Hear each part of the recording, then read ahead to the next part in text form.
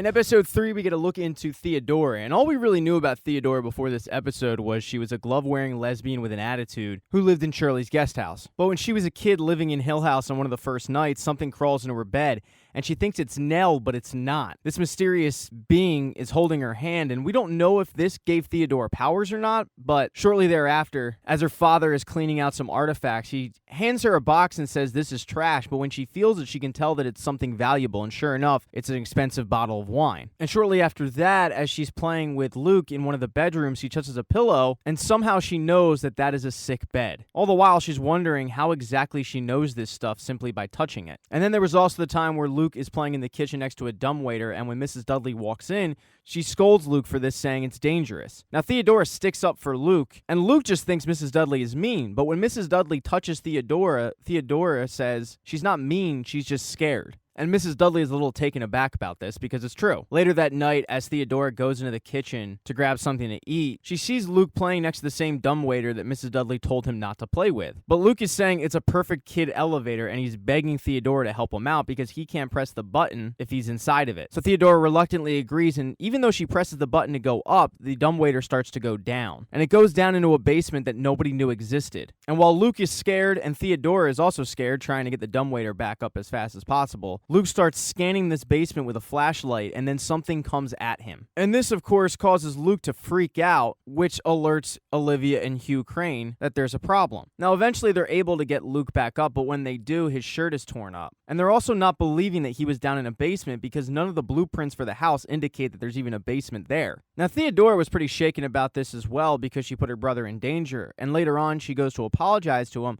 but she's also curious about the basement that he was in because he said there was a ladder that led upstairs to where Theodora was. So from his retelling, she's able to find a trap door that was hidden that leads to a bootlegger's basement. So Theodora, being a curious kid, heads down into the bootlegger's basement, and she finds the piece of Luke's shirt that was torn off. And when she touches it, she can tell that 1, he wasn't lying, but 2, just how scared he truly was. So she takes this newfound information to her mother to prove that Luke wasn't lying, and to their surprise, confronted with undeniable evidence, they have to agree. And their conclusion is that the bootleggers wanted to keep this such a secret that they didn't put that bootlegging basement in their blueprints. But they still really don't believe that Luke was attacked by anything. And as Mr. Dudley and Hugh examine the trap door and are just curious about how she even knew that it was there, Olivia calls Theodora into the living room and is also curious about this, about how she knew about the trap door and also the bottle of wine. She asks her, "You know about my migraines, right?" And Theodora says yes. And she says, "They started when I was about your age." And the whole time, Olivia is alluding to the fact that she also has a kind of sixth sense. But not only did she have it,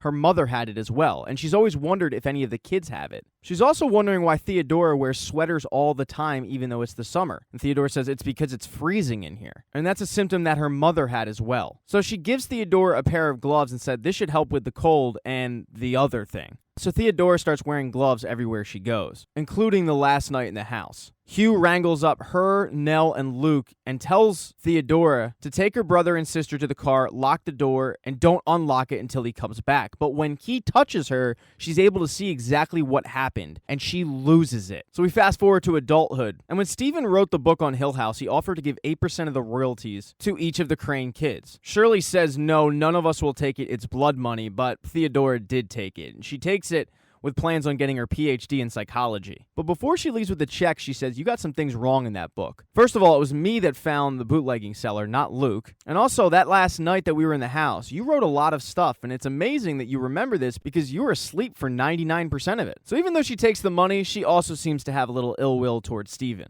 And she kind of unknowingly came out to her family when at Nell's wedding she was caught hooking up with one of the bridesmaids. And now we move on to present day where she does in fact have her PhD in child psychology. And the day before Nell commits suicide, she's dealing with a case of a little girl who is from foster care saying that there's a monster in the basement of her new house. And this kid is pretty new to the family, and the family seems to be concerned about the child's allegations, but also her grades are slipping. And when Theodora touches her, she doesn't see anything. And this girl's case and her claims of the smiley man attacking her are sticking with Theodora all day. To the point where that night, when she's sleeping, she wakes up, and at the foot of her bed is this smiley man. She even makes mention that, Jesus, kid, you're really in my head. And that's why she turned the light on that night. It wasn't because she just found out that Nell passed away, it's because the smiley man woke her up. And moments later, when Shirley does in fact let her know that Nell committed suicide, Theodora is pissed. She says that if anybody knows what suicide does to a family, it's Nell, and she's livid that she went in that room and committed suicide. But the next day, this case with the little girl and the smiley man is still sticking with her. So she actually does something pretty out of the box and makes a house call. She heads to the house and asks if she can snoop around in the basement, and they oblige. And she starts touching things here and there, but getting nothing until she touches the couch. And when she lays on the couch, she's seeing exactly what happened to this little girl. And she also sees where the derivation for the smiley man came from. It's the wood grain in the ceiling of the basement looking like a smiling face. When she heads upstairs, she's not wearing her gloves, and she shakes the hand of the father in the house. And this handshake goes on for a little too long. And finally, he says, "What are you looking at?" And she says, "Your smile." Theodore leaves the house, gets in her car, and calls DHS because what she's seen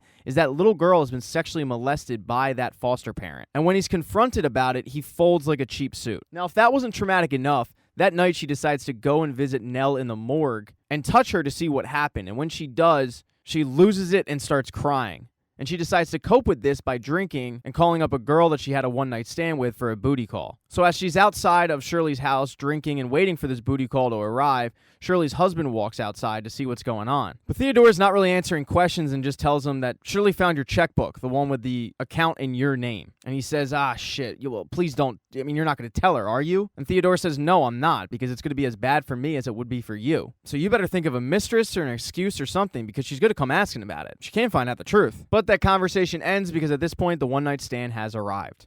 Thank you for watching this recap. If you do not see the next one up in the corner right there on the end screen, don't worry, it'll be up shortly. Please consider following the channel. That'd be cool. If you liked the video, give it a thumbs up. And if you don't, there's a thumbs down button for a reason.